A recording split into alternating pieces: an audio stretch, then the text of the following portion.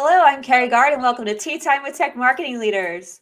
Welcome back to the show. So excited you're all here. If you are with us live, please come hang out with us. Chat in the comments. I can't see you unless you say hello, give us a wave. Yeah, we're here for it. We look forward to all of your questions as the show goes on. So welcome.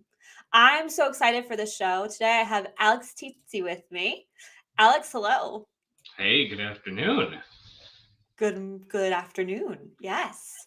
It's Thursday. It is. It's Friday Eve, right? It is. I'm not sure where this week went. I feel like whew, yeah, evaporated. It's Q4, right? That's what happens. Everything sort of gets Yeah, it was condensed. it was like, June yesterday and now it's like I have to do Christmas shopping. It's like, shoot. Oh no, don't say it. I'm not ready. Oh, amazing. Well, I'm so excited to have you. Alex is a quick intro here, and then we're going to get his story from his own point of view, which I can't wait to share with you. But Alex is the vice president of marketing who is well versed in building and leading world-class marketing teams, business development functions, and customer success teams. It's not every day we hear of a marketing VP in charge of so many different functions, and I can't wait to circle back and unpack all of things.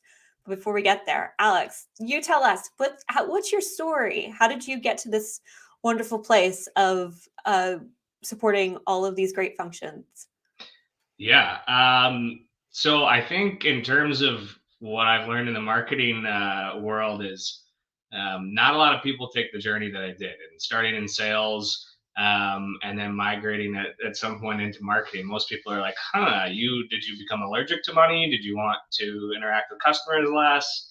None of those things are true. I just yeah, so I mean, I started out in sales. I was a business development rep. When I first came out of college, pounding phones, 100, 200 dials a day.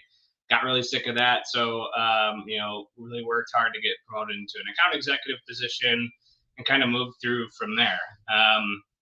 It was what, 2019. I finished at FR Secura as one of our top sales reps for the year. And president comes over to my desk. He's like, "I need you to make a bigger I was like, oh, he's going to double my quota.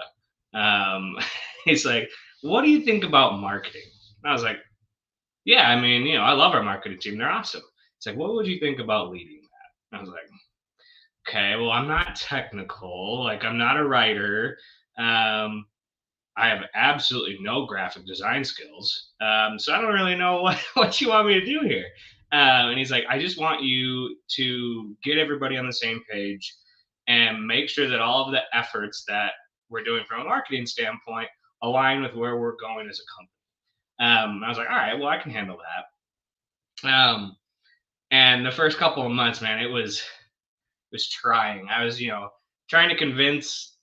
I walked into a wonderful marketing team. I had an amazing digital expert, a couple content writers, an event planner. I had to win them over because they all looked at me like, "You were annoying me a few months ago with all these sell sheet requests. Why are you in charge now?" And it was super fun. I got to learn so much from them.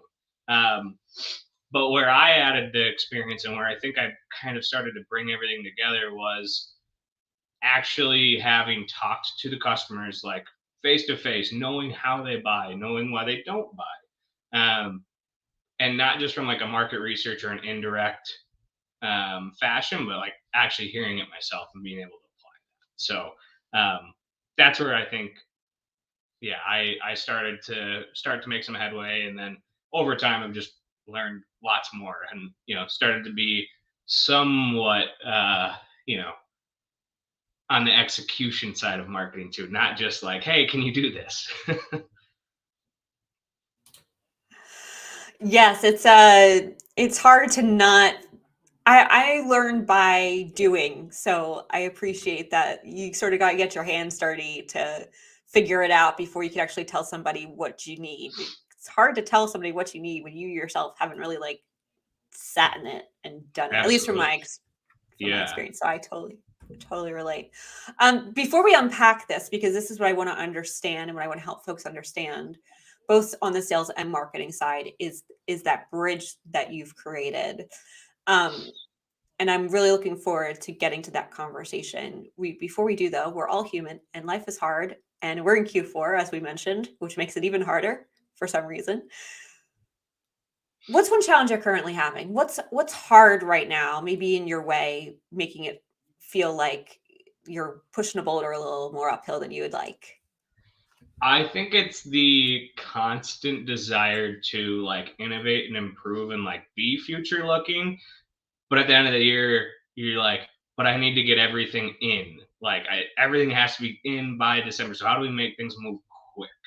And so trying to play the long game while also not losing focus on like the day to day and like supporting all of our revenue targets. Um, yeah, it's just it's hard sometimes to balance focus. I think It is, especially when December's breathing down your neck, for sure. And yeah, and in our world, I mean, Q4 is nuts. So I've been in the cybersecurity world. Everybody forgot they were supposed to be compliant this year, so they have to call us and like, hey, we need to get this done by the end of the year. It's like, okay, you know it's October, right? I know I sent you a message in January. Why did we wait? oh, yes, when they have to check those boxes before January 1st, the struggle is real.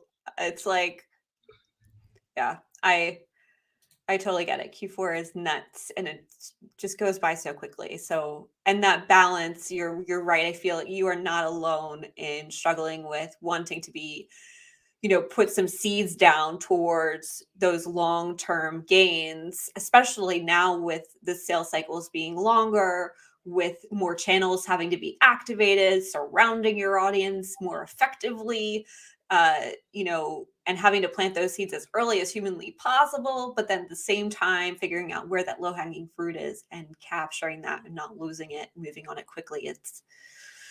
Yeah, struggle is real. I'm with you. I'm with you. I know you're not alone. We're both not alone in that. Let's start to unpack this beautiful bridge that you have built, because when we talked months ago, now wild months ago, in our prep call, one of the things you mentioned is that you were actually doing a bit it through in your prospecting, in your conversations with sales. You were sort of, correct me if I'm wrong. I'm going to butcher this really hard, and I don't want to get you in trouble with your marketing team by any stretch of the imagination. So if I get this wrong, absolutely correct me. But you were almost doing your own marketing efforts just on that very localized, personalized level of getting the buyers what they needed without necessarily like always having to go to marketing. I understand. Do I remember that right? Yeah, yeah, and not for like I never wanted to like cut them out by any means, but it just got to the point where I was trying to solve personalization and like market research on a very local level. And so for me, it just made sense to just do it on my own. Really started to get into like the analytics side of the buyer journey and starting to figure out, okay, how can I, like, if I sold someone a risk assessment, what's their next most likely service that they're going to purchase? Or like, when's the appropriate time to follow up with them? And trying to create as much automation for myself of like knowing, hey, this is when I'm supposed to reach out to somebody in the utility field because it's their buying cycle. Just trying to, yeah, I mean, just trying to make it very data driven in how I was able to go out and sell because I am not an extrovert. I am not like a loud in your face type of salesperson that's always wanting to be in front of you. So like I had to try to make sure that my energy is very focused so I didn't drain myself out, honestly. I think that's fair. And I actually think buyers probably really appreciate you for not being that way. And Yeah. when you're talking about the automation side of it and you're talking about the personalization, it's hard to do both well. So how are you? I know we're diving into the weeds pretty quickly here. We'll pull back up in a second, but I think the how is critical here because it's where I find salespeople get a bit overwhelmed, potentially, or even because the automation isn't really supposed to be the thing they do. They're just supposed to be making those phone calls, doing those follow-ups, and getting folks what they need at the end of the day, while marketing is enabling them to do that effectively.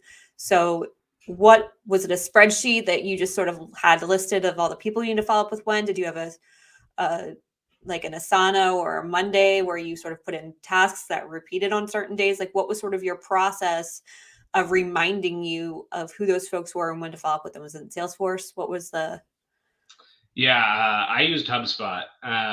It was nice. We'd build out the sequences through there. And then what was really cool is like the ability to micro segment out all of your customers by, industry, what they bought, their company size. Like, so you could just kind of in a quick snapshot know, like, hey, today these 20 people have about the same characteristics and they're on the same journey. So my talk track can be, you know, repeatable versus trying to always switch gears in your head of like, okay, who am I talking to? What's important to them? Because then too, you only have to read a few news sources in the morning instead of like trying to tackle everything. So it's so clear now why you're why the marketing team sort of scooped you up, because you were already, if you could take that kind of segmentation and that automation that you're doing in HubSpot, scale it across the organization, which now also makes sense to me why you're working with business development and customer success. That seems like a perfect alignment in terms of your capability and their needs. Is that sort of how that path went for you? yeah, and honestly, that was just the fun part for me. Like I really enjoyed getting into the weeds on content creation and event planning, all those things. But I think what was missing for us at the time was that bridge between sales and marketing, and we didn't want to interrupt like our account executives with marketing, style activities. But business development was easier, right? If we needed to run a market research campaign, those people are perfect for it, right? They're hungry, they're always dialing, they're getting emails, activities rich. And then on the customer success side, it was really helpful if we ever wanted to like launch a new product or do betas or get feedback. They're the perfect customer advocate where it wasn't coming across salesy. Um, to get that. And then for us on the data side, it was like, okay, how can I help my CSMs be better at their job, knowing and like predicting that customer path out? It's like it's this interesting combination that you sort of found yourself in, the intersectionality, so to speak, of sales and and marketing ops, really. Is Yeah. that fair? Yeah, I think that's super fair. I would not call myself like a creative genius by any means. So I think marketing ops is a really good spot. So so you talked about segmentation, right? Where you figured out certain people. Was that sounds really manual. Is that Yeah, it is was at that fair? first trying to just learn all the HubSpot, logic filters and things like that. It was certainly more manual than I think I wanted it to be. But we hadn't invested in like a data lake or different BI tools that could do it for you. So I know there's tons of automation out there now that can assist with it. But yeah, at the time we didn't have any. So Yeah. Yeah, for sure. And so you created these segmentations you looked at. I think this is so interesting because normally you'll look at persona stuff, right? So what kind stage of company and size and titles and who you want to talk to and what messaging you want. It sounds like maybe you did some of that, but more importantly was where they were in the buying journey. yeah, yeah, absolutely. Because I think building out your ICP is super important. Ideal customer profile. And you need to know that, and you need to know what like keeps them up at night and how they make decisions. But every one of those people is dealing with a different environment, right? So like for us, it was okay. Have they even laid the foundation for an information security program? Because if not, let's not sell them all the cool buzzword things that are made for a more mature customer, even though that's probably what they're being pitched by everybody else. Mhm. So just trying to really understand them at a unique, like individual level was really important. In terms of, there seems to be this shift that's happening right now in the universe, and it's been coming for a while, but I feel like we're all sort of having this like aha moment of it's here, and and we can all like actually see it in the sense that when leads come in, they should not be immediately sent to sales. No matter how good they look on paper in terms of checking all of the boxes and company side, the ICP essentially. But we're all like, oh, we cannot send them to sales. Yeah. Are we, am I crazy? No, I mean, yeah, because you don't want to scare them away. Yeah. Yeah, and yeah, they may have requested a contact form or they downloaded a resource or whatever, but there's still so much that needs to be understood if they are ready to make that buying decision. Because yeah, the moment you stick a salesperson on, like they go into that cycle, and if they're not ready for it, they go away. Yes, Trevor, we're preaching here. We're here for it. I think we also want to be clear. I think now that I see Trevor here, because we've been having a great debate behind the scenes around leads and ungating, and leads aren't going anywhere, especially where third party cookies taking, exiting surge left, and needing to have an audience that you can work with and cultivate over time now. I think we're all at a place of accepting that it's also that great easy measurement that you can kick up to the exec team to show progress. So leads are here to stay. Yes, we Yeah, need to absolutely. Yeah. we need to capture them. So what happens for you, being this lovely bridge between marketing and sales now? How are you thinking about that nurture path of what you get a lead, you don't get them to sales. We're in agreement there. So what do? You can't just let them sit there either. So how are Right. you thinking about this new world order? That's not really new, but kind of new. Yeah, I mean, yeah, I think you're right. It's been coming for a while, and our jobs are going to get a little bit more challenging. I think as there's a, I don't know, a resistance. Sometimes it feels like to gate content. Everybody wants to make it available. And that's cool. You want people to read as your information as much as humanly possible. But as cookies go away, now I don't know who the heck read it. How do I follow them? How do I make sure I stay in front of them?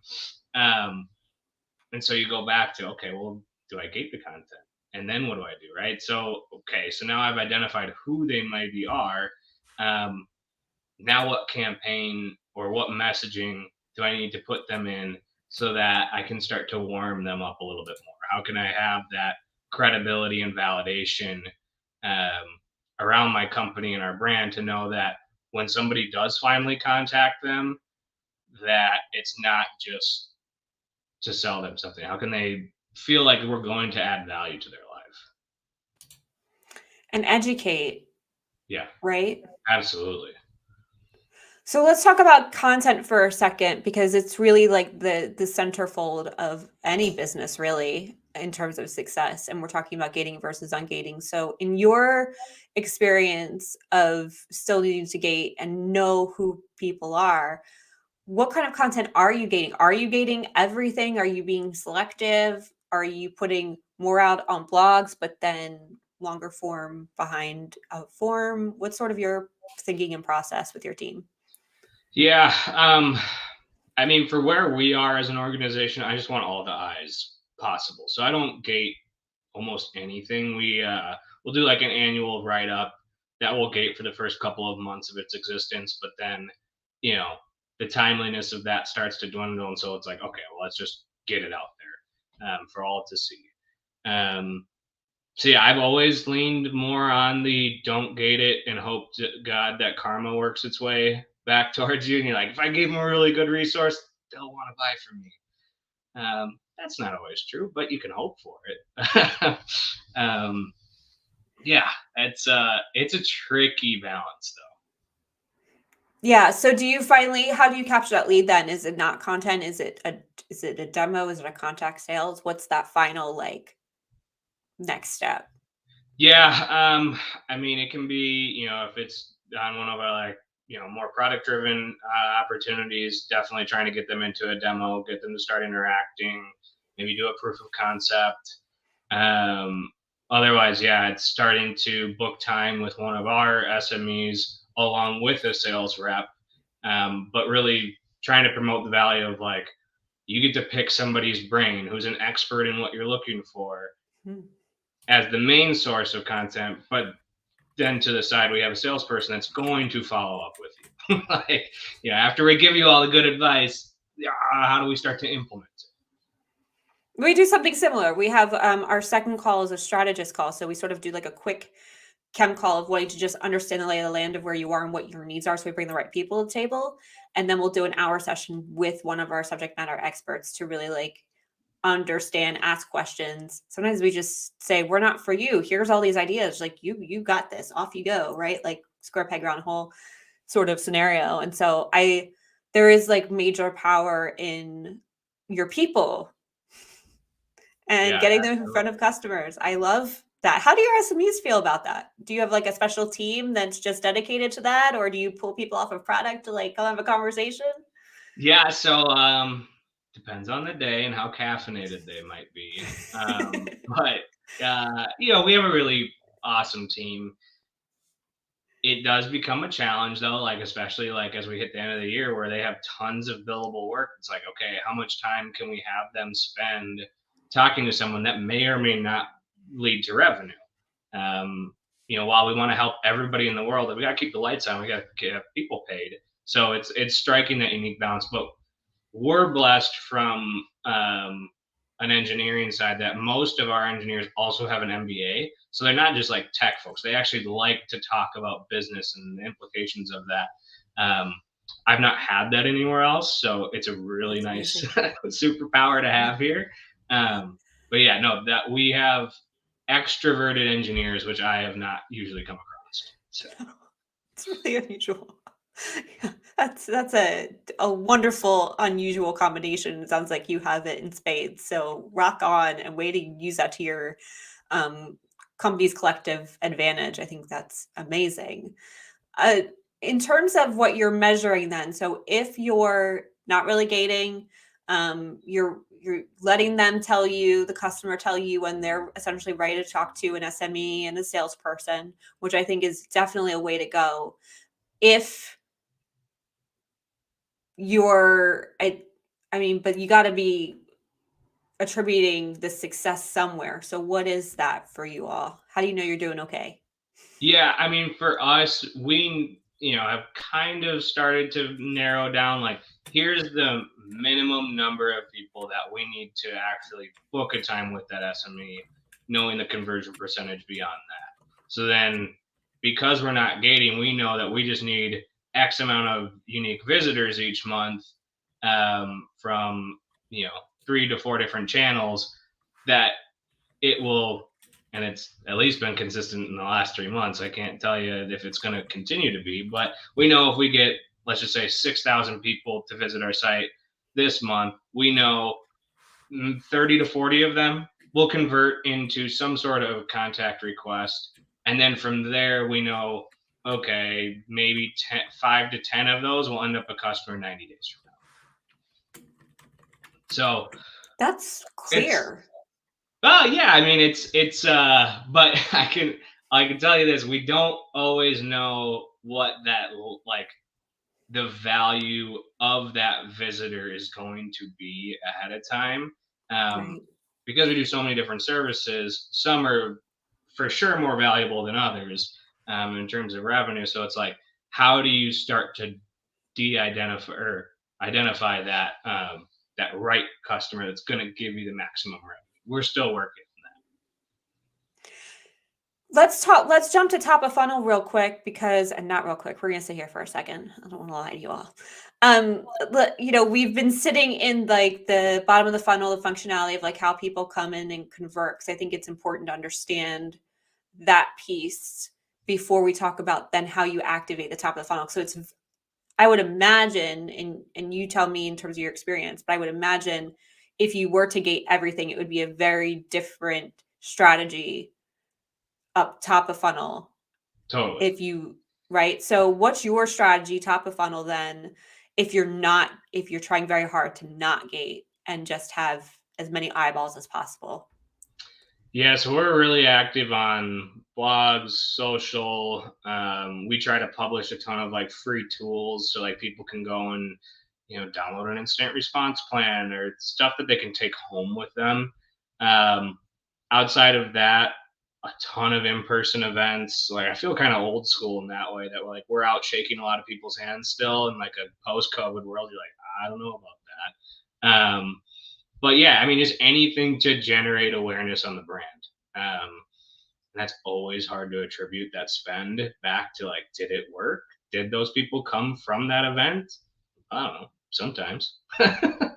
um, but yeah, I mean, I think in terms of top of funnel, it's all about just trying to continue to expand that network, really leveraging our employees to be advocates of the brand, to then drive people, to the site and convert that way. So many questions. Let's start with employee advocates because I find that that's sometimes really hard, especially when you have more introverted. It looks like you're on the lucky side where you got some extroverts over there who are a bit more willing. Is that really what's coming into play? Those SMEs love with those MBAs love getting out there and talking. There's definitely a few of them that love it.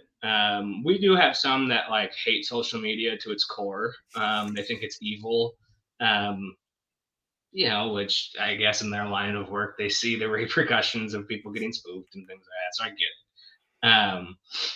But we have to do a lot of like brainstorming with them of like, hey, what do you think about posting? We have to lead them to the decision that they need to post, and that it's important and valuable to the people that they're connected with. Because if you just tell them like, hey, this is what we posted, here's the hashtags you need to use, crickets. Like no, nobody's gonna copy and paste that and throw it on social. They hate it.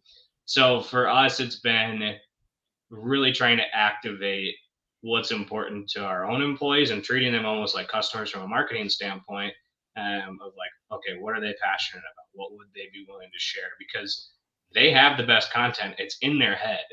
It's just trying to get them to actually say it. Yeah. Yeah, that's amazing that that's such an important piece, right? To not just put a post and a hashtag in front of them, but to actually figure out what they want to be writing about. Are they are you actively then building an are they building their own audiences? Are they just contributing to the bigger brand? How when you're talking about employee advocacy, like where's the line between the individual built brand building that impacts the company or vice versa? Yeah, that's a great question. I think it's a for us in the service side business because I like to say, and I'm sure as my company sees this, they're gonna be like, "Oh, he said it again." But in a non-human trafficking way, I sell people, right? Like then their time and Mhm. their brains. So to be able to have them be more vocal, be more visible, is super important for us because it directly ties back to okay, well, Blue Team Alpha hires really well-known, educated, and giving people. And so there is that balance because you don't want them to like go off in left field and like start talking about their political views and like all of the things that they're not supposed to say around the dinner table. So you have to do some coaching that way. But we're really lucky in the fact that our employees tend to be very mission driven, and so they love the brand of Blue Team Alpha and our founder and what he stands for, and so everybody kind of wants to prop that up, and use BTA as like a shield that they can go and and use as a platform almost. That's awesome. I yes to this. I think when you have some wonderful folks who want to get out there and talk about it, enabling them and supporting them to do that, giving them the right platform, I think it's just a beautiful approach that I haven't really heard people figure out. So thank you for showing us the way, Alex. Um, in terms of the top of funnel and not being able to really, you have to have some sort of KPIs to know that is it the website visits and engagement, like what sort of those leading indicators that like we got enough activity going, we're good, we're gonna hit that 6,000. Yeah, I mean, we spend a lot of times in our analytics tools of like what visitors are finding, what pages. Um, we're trying to work right now on like the chat bot, and then using AI to start helping people find their way down their journey without interacting with a salesperson. But yeah, I mean, it all kind of lives on the website, and then our social media engagement. Really trying to use LinkedIn as a platform for our buyers. I think some of the changes that LinkedIn's made with, if you have external links, all of a sudden you're like not showing up. And so trying to like comb through that, and using LinkedIn almost as a separate funnel than what we push to our website. Interesting. Um, yeah, I mean, a lot of content ends up being similar, but yeah, for the sake of making sure that it appears on feeds, trying to keep it within the platform. Man, LinkedIn doesn't really like that you leave. They're not really big fans of that whole external linking thing. Yeah, they got real Yeah. picky about it recently. So Yeah. Yeah. But it sounds like you're almost building, to Trevor's point over here, especially not easy to do, but is possible with LinkedIn, almost a community around the brand. Is that kind of what's naturally happening through keeping everything in the platform, using content, using your employee advocates, and then, you know, those profiles in your company page? I think that's certainly what we're hoping to build. Whether or not it's there yet, we'll see. um, yeah, but it's been good so far, and it's something different that I don't see a lot of other companies in our space trying to do. So hoping for at least a little while that we have a head start on it. Yeah. Yeah, it takes a long time. It takes a while. What are you measuring on LinkedIn then? If you're keeping everything in platform, you obviously don't have, analytics. You can't see LinkedIn's analytics, although wouldn't we all love to see that? Yeah, Um, wouldn't that be nice? so, what are the leading indicators or KPIs that you're paying attention to on that side? Anything? Definitely engagement rate, new followers. Yeah, I mean, those are the two that we really want to track. It's nice to know impressions, but some of that ends up being fluff.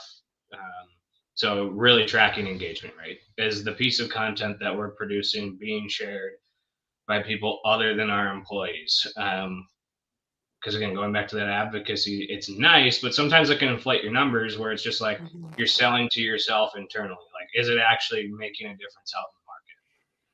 That's a really good point.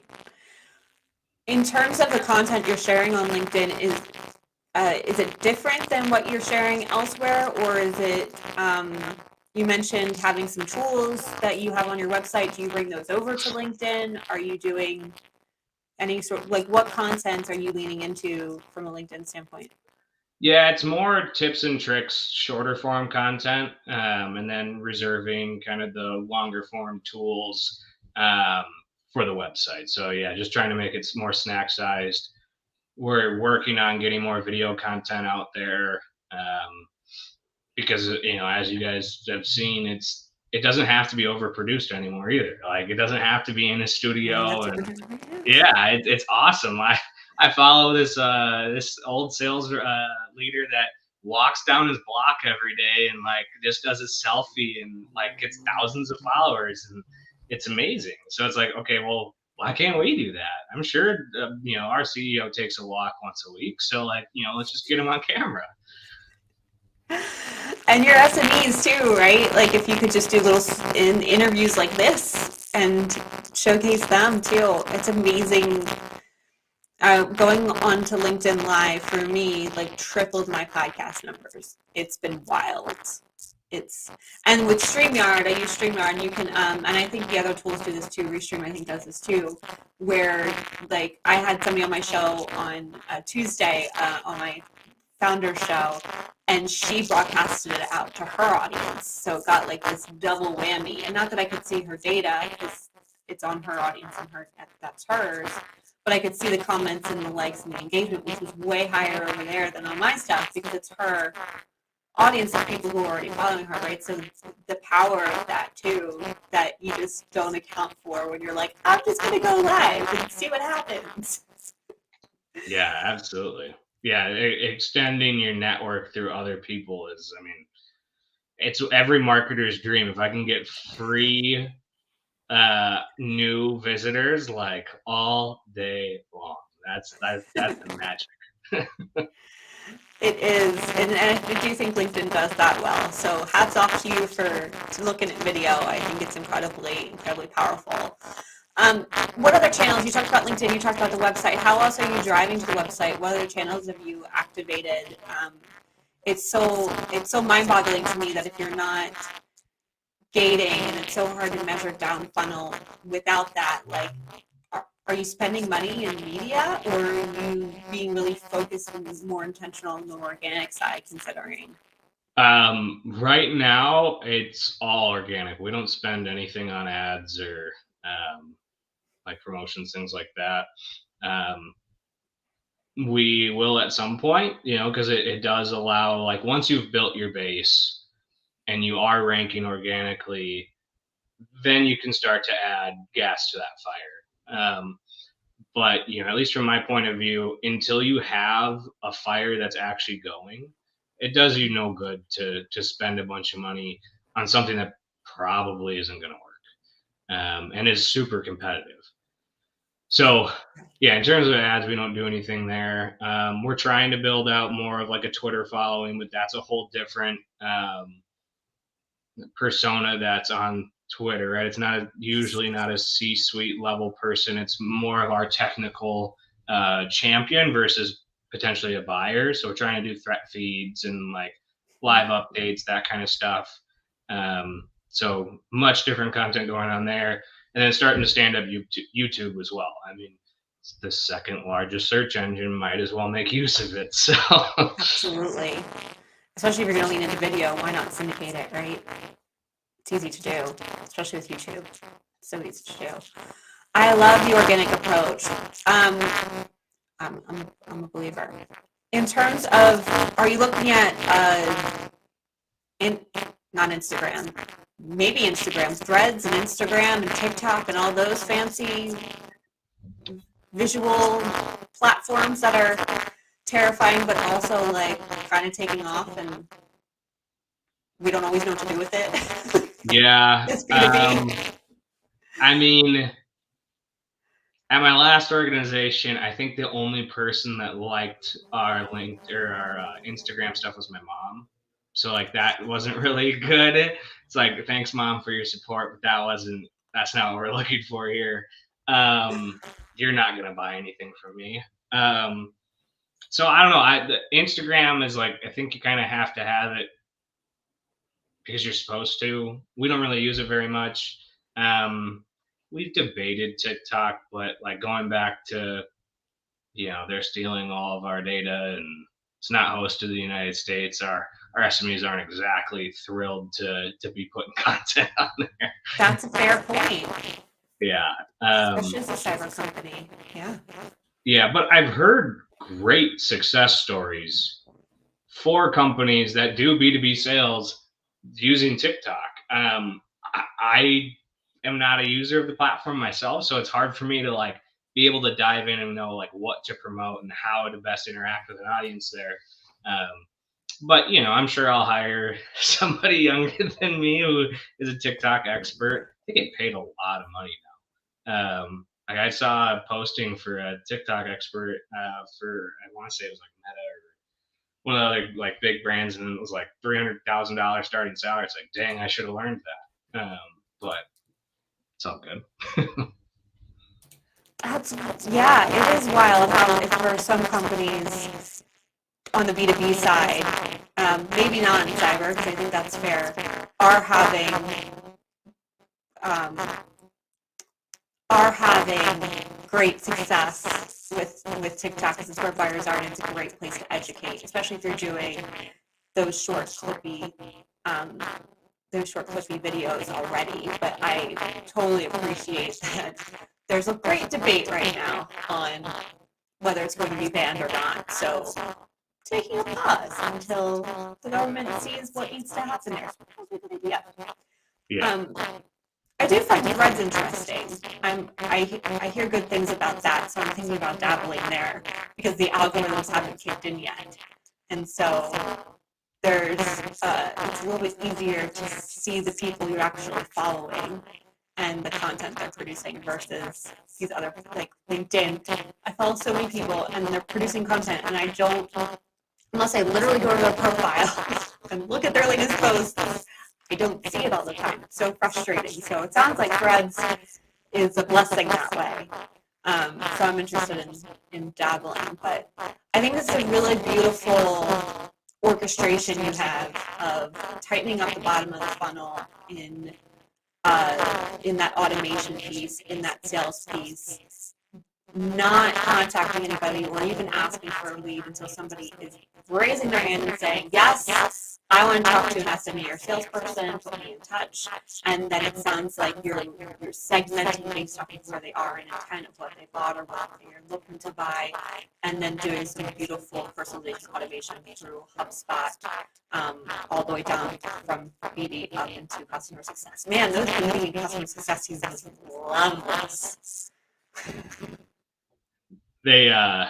They certainly seem to enjoy that I'm not flooding them with as many like nonsense leads as I maybe used to. So that part's nice, but I think there's always the want from like CEOs like, hey, I would really like if you guys did more lead generation. I need more sales leads. It's like, nah, I don't know. Only good ones. Hope, did we lose Carrie?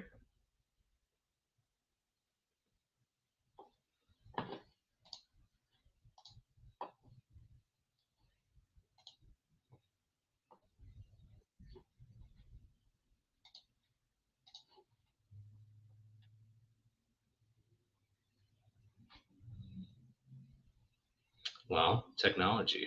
That's fun.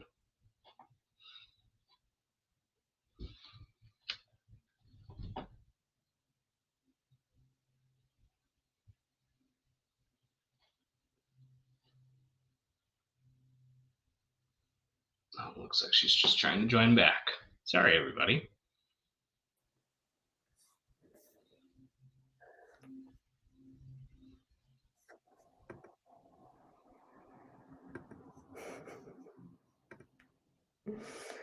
Oy vey. Gotta love technology, right? All right, which one's my camera?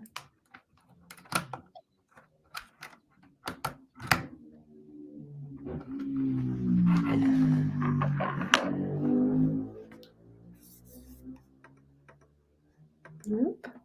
Nope, we don't. All right, we're gonna switch over to my FaceTime camera to get through the rest of the show. And although that's not even working. All right, everybody can hear me though, so I'm here. Alex, were you able to answer your question? And Yeah, I think so. Where do we think? Wonderful, wonderful. I didn't hear it, but I'm sure it was awesome. Okay, so in terms of your teams and this beautiful bridge you've built, where are you trying to go from here? You mentioned trying to figure out segmentation, and oh god, my sound is fixed when I work in my video. Oh, wonderful. It seems like you've done a really beautiful job of building this bridge, making your different teams incredibly happy with the way that you've brought the automation into effect, that personalization, and that buyer's journey. Where are you headed to next? What's your, you mentioned trying to figure out more on the website. Is that really, how are you going about that and what are you looking to accomplish? Um, I think now that we've started to figure out that lower funnel and like sales enablement, we know like once somebody goes into that, you know, sales world that they're going to be taken care of. They have the right collateral. They, have that journey lined up. Now it's how do we continue to boost? Um, now that the wheels are starting to turn, how do we continue to add gas? So, doing a lot of A/B testing, in our messaging right now to figure out, how to increase open rate, how to get click through rate to continue to skyrocket if possible. And then from there, like kind of like what we mentioned earlier, then starting to explore ads at some point. It doesn't make sense for us now, but you know would like to. I think it's a good way to boost that top of funnel. It's not as organic, but you're reaching a different audience. So I think that's kind of where we're headed. Is how do we just increase overall brand visibility?